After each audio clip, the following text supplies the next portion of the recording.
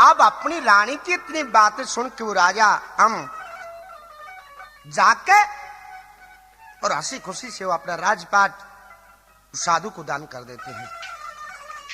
और दान करने के बाद क्या होता है कि अपनी अमली रानी और दोनों लड़के वो छोटे छोटे सरवर नीर उनको लेके और जंगल की तरफ निकल जाते हैं।